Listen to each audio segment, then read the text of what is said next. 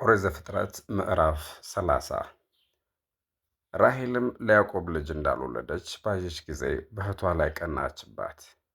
ያዕቆብንም ልጅ ስጠኝ፣ ይህስ ካልሆነ እሞታለሁ አለችው። ያዕቆብም የማኅፀንሽ ፍሬ የምከለክልሽ እኔ እንደ እግዚአብሔር ነኝን ብሎ ራሔልን ተቆጣት።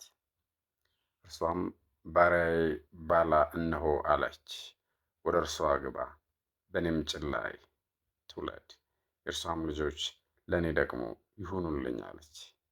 አገልጋዩን ባላንም ሚስት ትሆነው ዘንድ ለእርሱ ሰጠችው። ያዕቆብም ወደ እርሷ ገባ። የራሔልም አገልጋይ ባላም ጸነሰች፣ ወንድ ልጅንም ለያዕቆብ ወለደችለት።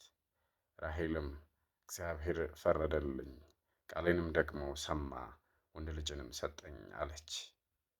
ስለዚህ ስሙን ዳን ብላ ጠራችው። የራሔልም አገልጋይ ባላ ደግማ ጸነሰች፣ ለያዕቆብም ሁለተኛ ወንድ ልጅን ወለደች። ራሔልም እግዚአብሔር ከፍ ከፍ አደረገኝ፣ ብርቱ ትግልንም ከእኅቴ ጋር ታገልሁ፣ አሸነፍሁም፣ እኅቴንም መለስኳት አለች። ስሙንም ንፍታሌም ብላ ጠራችው። ልያም መውለድን እንዳቆመች ባየች ጊዜ አገልጋይዋን ዘለፋን ወሰደች፣ ሚስት ትሆነውም ዘንድ ለያዕቆብ ሰጠችው። ያዕቆብም ወደ እርሷ ገባ። የልያ አገልጋይ ዘለፋም ጸነሰች፣ ወንድ ልጅንም ለያዕቆብ ወለደች። ልያም እኔም ራሴን ብፅዕት አሰኘሁ ስትል ስሙን ጋድ ብላ ጠራችው። የልያም አገልጋይ ዘለፋም ዳግመኛ ለያዕቆብ ወንድ ልጅን ወለደች። ልያም እኔ ብፅዕት ነኝ፣ ሴቶች ያመሰግኑኛልና አለች። ስሙንም አሴር ብላ ጠራችው። ሮቤል ስንዴ በሚታጨድበት ወራት ወጣ፣ በእርሻም እንኮይ አገኘ፣ ለእናቱ ለልያም አመጣላት። ራሔልም ልያን የልጅሽን እንኮይ ስጭኝ አለቻት። ልያም ባሌን መውሰድሽ አይበቃሽምን? አሁን ደግሞ የልጄን እንኮይ ልትወስጂ ትፈልጊያለሽን? አለቻት። ራሔልም እንኪያስ ስለ ልጅሽ እንኮይ በዚች ሌሊት ከአንቺ ጋር ይደር አለች። ሰጠቻትም። ያዕቆብም ሲመሽ ከዱር ገባ። ልያም ልትቀበለው ወጣች፣ እንዲህም አለችው፣ እኔ ዘንድ ታድራለህ፣ በልጄ እንኮይ በእርግጥ ተስማምቻለሁና። በዚያችም ሌሊት ከእርሷ ጋር አደረ። እግዚአብሔርም የልያን ጸሎት ሰማ፣ ጸነሰችም፣ አምስተኛ ወንድ ልጅንም ለያዕቆብ ወለደች። ልያም የልጄን እንኮይ ስለሰጠሁ እግዚአብሔር ጸጋዬን ሰጠኝ አለች። ስሙንም ይሳኮር ብላ ጠራችው። ልያም ደግማ ጸነሰች፣ ስድስተኛ ወንድ ልጅንም ለያዕቆብ ወለደች። ልያም እግዚአብሔር መልካም ስጦታን ሰጠኝ፣ እንግዲህስ ከዛሬ ጀምሮ ባል ይወደኛል፣ 6 ልጆችን ወልጄለታለሁና አለች። ስሙንም ዛብሎን ብላ ጠራችው። ከዚያም በኋላ ሴት ልጅን ወለደች፣ ስሟንም ዲና አለቻት። እግዚአብሔርም ራሔልን አሰባት፣ እግዚአብሔርም ተለመናት፣ ማኅፀኗንም ከፈተላት፣ ጸነሰችም፣ ወንድ ልጅም ለያዕቆብ ወለደችና እግዚአብሔር ሽሙጤን ከኔ አስወገደ አለች። ስሙንም እግዚአብሔር ሁለተኛ ወንድ ልጅን ይጨምርልኝ ስትል ዮሴፍ ብላ ጠራችው። ያዕቆብ ስለ ደሞዝ ከላባ ጋር መከራከሩ።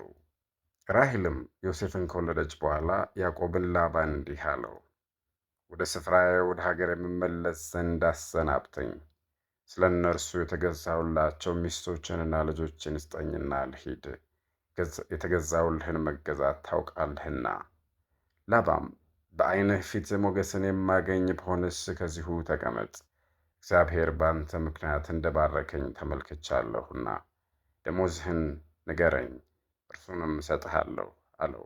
ያዕቆብም አለው፣ እንዴት እንዳገለገልሁህ በእኔ ዘንድ ያሉ ከብቶችህ ምን ያህል እንደሆኑ አታውቅምን? ጥቂት ሆነው አግኝቻቸዋለሁና፣ አሁን ግን ፈጽመው በዝተዋል። እግዚአብሔርም በእኔ መምጣት ባርኳቸዋል። አሁን ደግሞ ለቤት የምሠራው መቼ ነው? ላባም የምሰጥህን ምንድን ነው አለው። ያዕቆብም አለው፣ ምንም አትስጠኝ፣ ይህንም ነገር ብታደርግልኝ እንደገና በጎችን አሰማራለሁ፣ እጠብቃለሁም። ዛሬ በጎች ሁሉ ይለፉ፣ በዚያም ከበጎች መካከል ዥንጉርጉርና ነቁጥ ያለበትን ጥቁሩን በግ ሁሉ ከፍየሎቹም ነቁጣና ዝንጉርጉር ያለበትን ለይልኝ፣ እነርሱም ደሞዜ ይሆናሉ። ስለዚህም በፊት ያለውን ደሞዜን ለመመልከት በመጣህ ጊዜ ወደፊት ጻድቅነቴን ይመሰክርልኛል። ከፍየሎች ዥንጉርጉርና ነቁጣ የሌለበት ከበግ ጠቦቶችም ጥቁር ያልሆኑ ሁሉ እርሱ በእኔ ዘንድ ቢገኝ እንደተሰረቀ ይቆጠርብኝ። ላባም እነሆ እንደ ቃል ይሁን አለ። በዚያም ቀን ከተባቶቹ ፍየሎች ሽመልመሌ መሳይና ነቁጥ ያለባቸውን ከእንስቶቹ ፍየሎች ዥንጉርጉርና ነቁጥ ያለባቸውን ነጭ ያለበትን ማንኛውንም ሁሉ ከበጎቹ መካከል ጥቁሩን በግ ሁሉ ለይቶ ለልጆቹ ሰጣቸው። በእርሱና በያዕቆብ መካከልም የ3 ቀን መንገድ ያህል አራቃቸው። ያዕቆብም የቀሩትን የላባን በጎች ይጠብቅ ነበር። ያዕቆብም የልብን ለውዝ ኤርሞን ከሚባሉ እንጨቶች እርጥብ በትርን ወስዶ በበትሮቹ ውስጥ ያለው ነጭ እንዲታይ ነጭ ሽምልመሌ አድርጎ ላጣቸው። በጎቹም ውሃ ሊጠጡ በመጡ ጊዜ በትሮቹ በፊታቸው ይሆኑ ዘንድ የላጣቸውን በትሮች በውሃ ማጠጫ ገንዳ ውስጥ አኖራቸው። በጎቹም መጥተው በጠጡ ጊዜ ሽመልመሌ መሳይና ዥንጉርጉር ነቁጣም ያለበትን በትሮቹ አምሳል ጸነሱ። ያዕቆብም ተባት በጎችንና እንስት በጎችን ለይቶ ነጭና ሐመድ ክቦ በሆኑ አውራዎች ፊት አቆማቸው። መንጎቹንም ለብቻቸው አቆማቸው፣ ከላባ በጎች ጋርም አልጨመራቸውም። እንዲህም ሆነ በጎቹ በሚጸንሱበት ወራት በበትሮቹ አምሳል ይጸንሱ ዘንድ ያዕቆብ በትሮቹን በበጎች ፊት በውሃ ማጠጫ ገንዳው ውስጥ ያኖራቸው ነበር። በጎችም ከወለዱ በኋላ በፊታቸው በትሩን አያደርገውም ነበር። ምልክት ያላቸው ለያዕቆብ፣ ምልክት የሌላቸውም ለላባ። ኦሪት ዘፍጥረት ምዕራፍ 31 ያዕቆብ ከላባ መሸሹ። ያዕቆብም የላባ ልጆች ያሉትን ነገር ያዕቆብ ለአባታችን የሆነውን ሁሉ ወሰደ። ይህም ሁሉ ክብር ከአባታችን ከብት አገኘ ሲሉ ሰማ።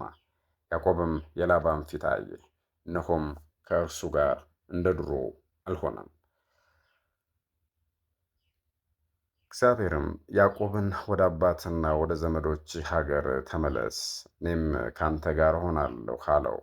ያዕቆብም ልኮ ራሔልንና ልያን ወደ በጎቹ መሰማሪያ ወደ ሜዳ ጠራቸው፣ እንዲህም አላቸው፣ እነሆ የአባታችሁ ፊት እንደ ድሮ ከእኔ ጋር እንዳልሆነ አያለሁ። ነገር ግን የአባቴ አምላክ ከእኔ ጋር ነው። እኔ ባለኝ ጉልበቴ ሁሉ አባታችሁን እንዳገለግልኩ ታውቃላችሁ። አባታችሁ ግን አሳዘነኝ፣ ደሞዜንም 10 ጊዜ ለወጠ። እግዚአብሔር ግን ክፉን ያደርግብኝ ዘንድ አልፈቀደለትም።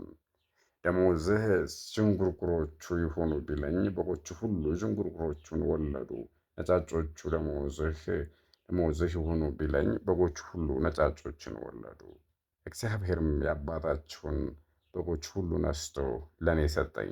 እንዲህም ሆነ በጎቹ በሚጸንሱ ጊዜ ዓይኔን አንስቼ በሕልም አየሁ፣ እነሆም በበጎችና በፍየሎች ላይ የሚንጠላጠል የበጎችና የፍየሎች አውራዎች ነጭ ዥንጉርጉሮችና ሐመድ ክቦ ነበሩ።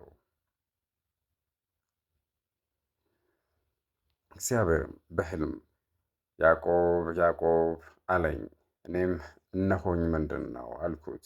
እንዲህም አለኝ፣ ዓይንህን አቅንተህ እይ፣ በበጎችና በፍየሎች ላይ የሚንጠላጠሉት የበጎችና የፍየሎች አውራዎች ነጭ ሐመድ ክቦና ዥንጉርጉሮች ናቸው።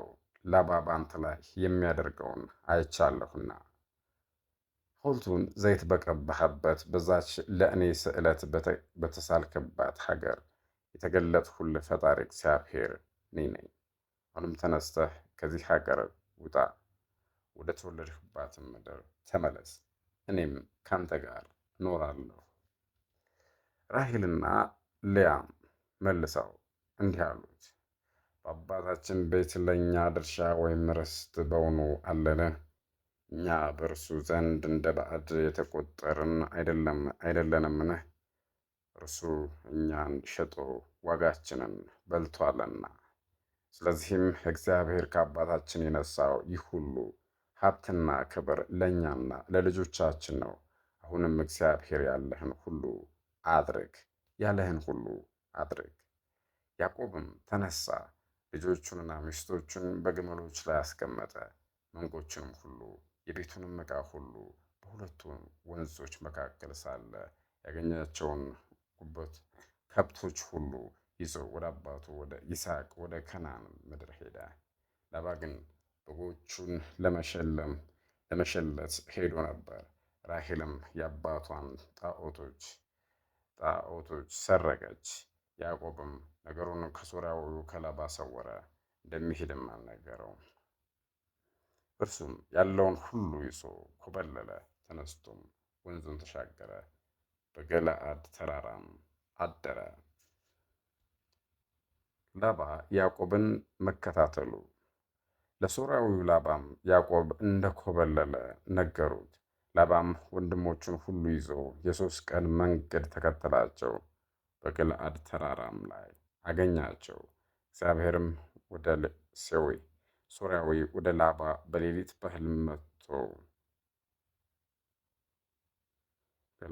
መጥቶ በባሪያዬ በያዕቆብ ላይ ክፉ ነገር እንዳትናገር ተጠንቀቅ አለው። ላባም ያዕቆብን አገኘው። ያዕቆብም ድንኳኑን በተራራው ላይ ተክሎ ነበር። ላባም ወንድሞቹን በገለዓድ ተራራ አስቀመጣቸው። ላባም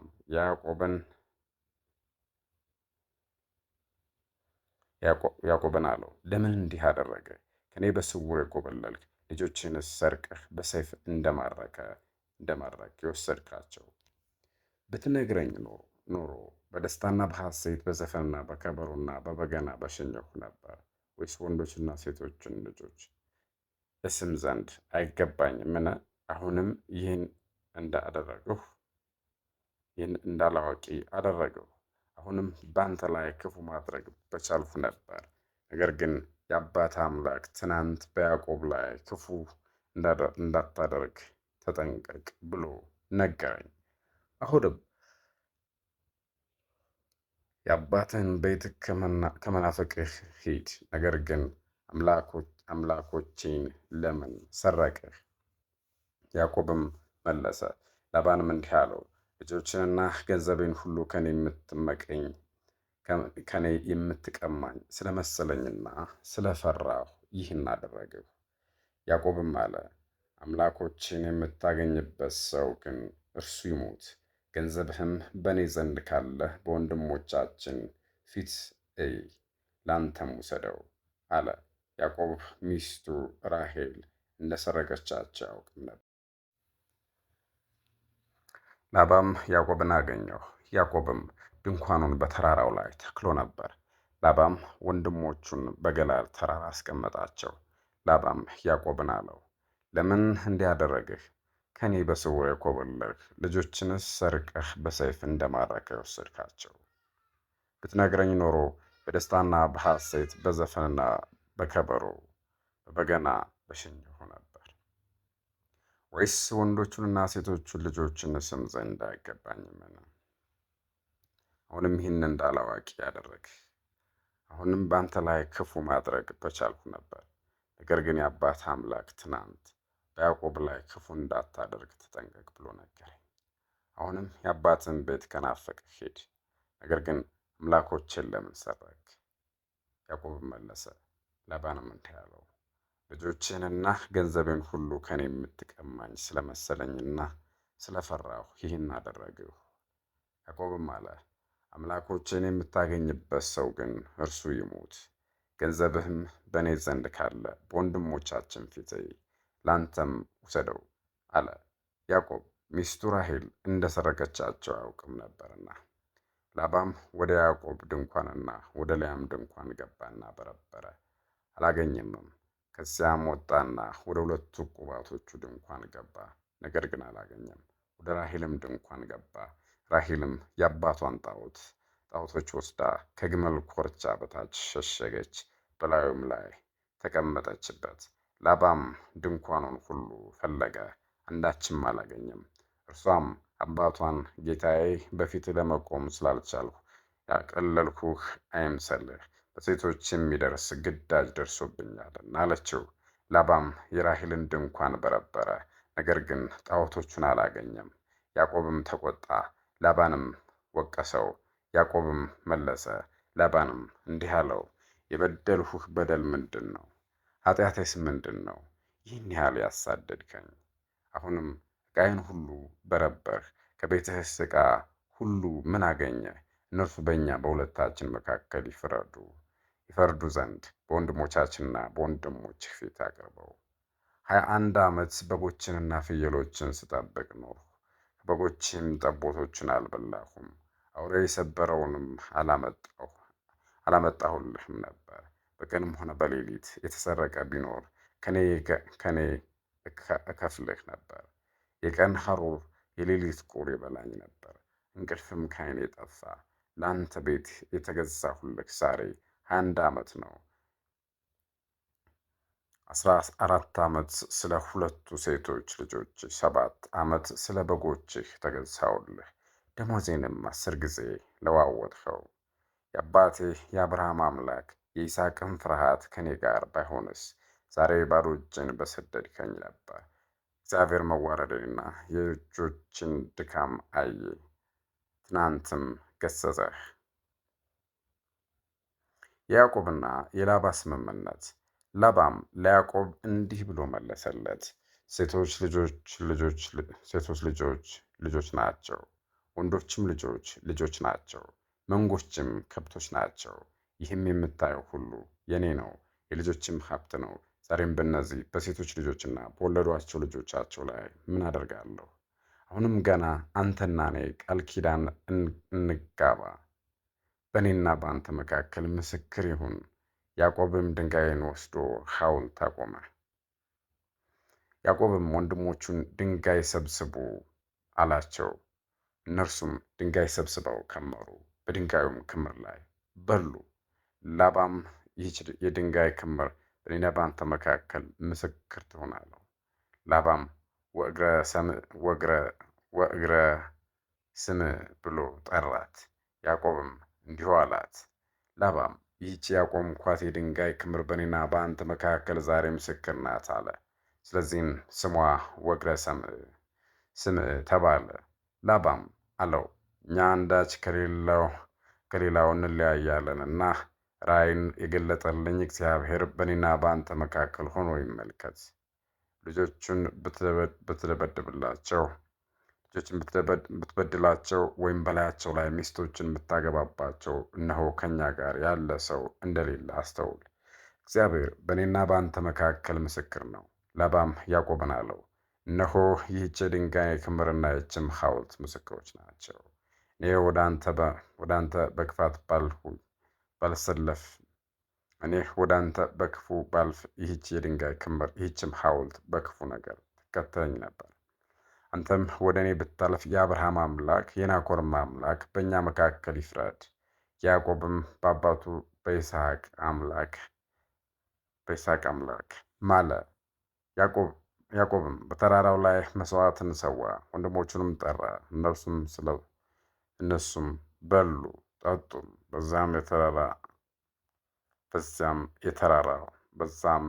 በተራራው አደሩ። ላባም ማልዶ ተነስቶ ወንዶችና ሴቶችን ልጆቹን ሳመ፣ ባረካቸውም። ላባም ተመልሶ ወደ ስፍራው ሄደ።